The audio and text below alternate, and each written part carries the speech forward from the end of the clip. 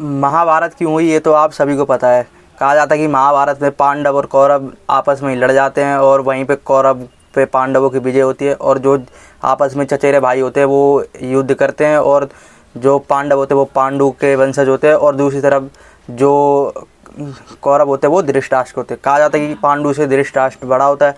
दूसरी तरफ जब देखा जाए तो जो पांडु था उसकी 2 पत्नियां थी, जिसमें से एक का नाम कुंती था और दूसरी तरफ एक का नाम माद्री था। कुंती से पांडु को 3 पुत्र थे, जिसमें से एक था भीम, युधिष्ठिर और अर्जुन, और माद्री से उसको 2 पुत्र थे पांडु को, जिसमें से एक था नकुल और सहदेव। कहा जाता है कि ये जो पुत्र थे इसे पांडु को और जो इसकी पत्नियां थी इनको वरदान के रूप में मिले थे। क्यों? क्योंकि पांडु को श्राप था कि जब एक समय था जब एक ऋषि अपनी पत्नी के साथ मृग रूप में सहवास कर रहे होते तो वहाँ पर पांडु बाण चला देता है उन पर, और वो ऋषि क्रोधित हो जाते और ऋषि उन्हें श्राप दे देता कि आगे से जब भी तुम अपनी पत्नी को छूओगे या उनके पास जाओगे या उनके साथ सहवाग करने की कोशिश करोगे तो तुम्हारी भी मृत्यु हो जाती है।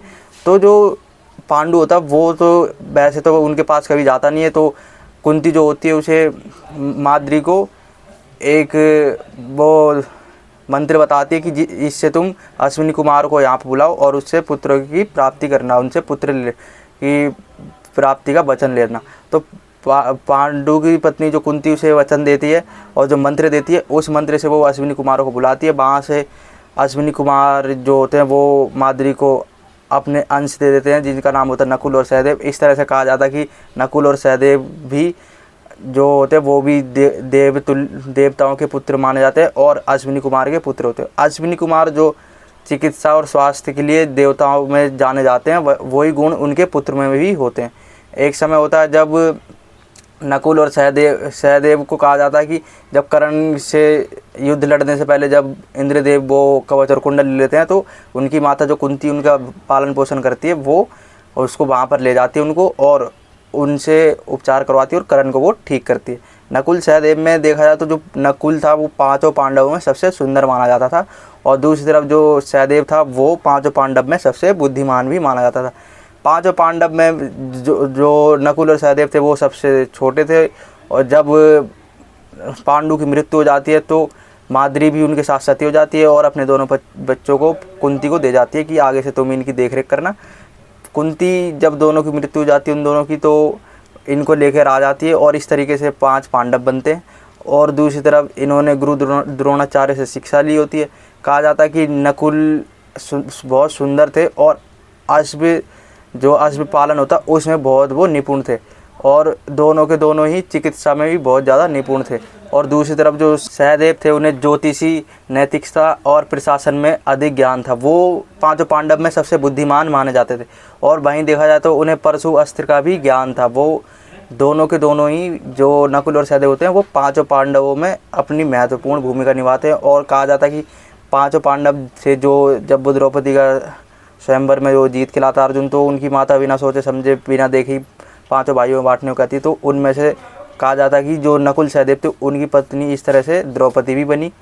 कहा जाता है कि नकुल और सहदेव ने जो द्रौपदी थी उसके अलावा भी अलग शादियाँ करी थी। नकुल की पत्नी का नाम था करेणुमति और उससे उन्हें एक पुत्र की भी प्राप्ति हुई जिसका नाम था निर्मित। और वहीं दूसरी तरफ जो सहदेव थे उनकी जो दूसरी पत्नी थी द्रौपदी के अलावा वो उसका नाम था वो विजया, और दूसरी तरफ उनको जो पुत्र हुआ था उसका नाम था सुहोत्र। कहा जाता कि इन दोनों ने ही महाभारत में जब भी किसी योद्धा या किसी अश्व को जब भी कोई या हाथी कोई भी है उन्हें जब भी चिकित्सा की ज़रूरत पड़ती थी तो ये दोनों चिकित्सा करते थे उनकी, और अपने जो सेना होती थी उनकी चिकित्सा करके ये उन्हें ठीक करते थे।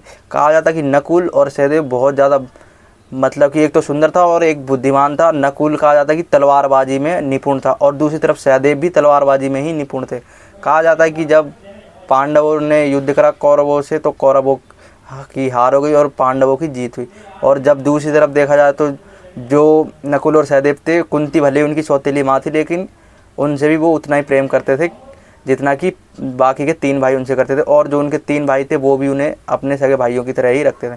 कहा जाता है कि जब इनकी सबकी कौरवों की पराजय हो जाती है और दूसरी तरफ पांडवों की जीत हो जाती है, जब सब कुछ ख़त्म हो जाता है, जब कहा जाता है कि स्वर्ग यात्रा शुरू करता है युधिष्ठिर, तो वहाँ पर ये अपने भाइयों के साथ और अपनी पत्नी जो खाली इनके साथ द्रौपदी जाती है, उनके साथ ये अपनी स्वर्ग यात्रा को शुरू करते हैं। और वहीं पर जो नकुल होते हैं, जो आज के समय में केदारनाथ धाम है जिसकी हम सब लोग पूजा करते हैं, भगवान शिव का एक रूप माना जाता है, वहाँ पर ही भगवान शिव ने इन्हें दर्शन दिए। तो और वहाँ सबको इन्हें बोलता कि जो तुम्हारे अंदर, जो भी तुम्हारे अंदर गुण या जिस पे भी तुम्हें अभिमान हो, उसको तुम यहाँ पर त्याग दो, फिर आगे जाकर तुम स्वर्ग की तरफ जाना।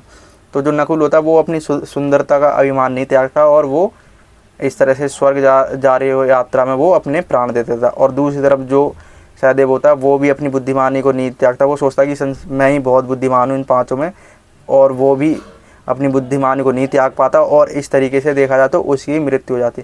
कहा जाता है कि जो एक नकुल और सहदेव थे, अश्विनी कुमार के जो अंश माने जाते थे, ये बहुत ज़्यादा हर चीज़ में निपुण माने जाते थे, और ये किसी से भी युद्ध करने के लिए तैयार रहते थे, हमेशा अपने भाइयों का साथ देते थे ये। और कहा जाता है कि जब इन्हें वनवास हुआ था तो ये अपने भाइयों के साथ वनवास भी गए, और वहाँ पर जाके इन्होंने भी अपने भाइयों की तरह शिक्षा ली, और जो द्रौपदी का अपमान हुआ था उसका भी इन्होंने बदला लिया था कौरवों से। और इस तरीके से जो नकुल और सहदेव जो होते थे, उनकी हमें ज़्यादा स्टोरियाँ तो नहीं पता होती। मैंने भी आपको जो अभी ये स्टोरी बताई है, इसमें जितना मुझे समझ में आया और जितना मैं जान सका हूँ नकुल और सहदेव के बारे में, उतना ही मैंने आपको नकुल और सहदेव के बारे में बताया। और अगर आपको बाकी का जानना है तो आप महाभारत देखिए, और हमारे जो पुराण है, गीता के ग्रंथ हैं, और जो ऋषि वेद व्यास के द्वारा महाभारत लिखी हुई है उनको देखिए, और गूगल पे या फिर सर्च करिए। दूसरी तरफ देखा जाए तो आपको इनके बारे में और ज़्यादा सुनने और देखने को मिल जाएगा।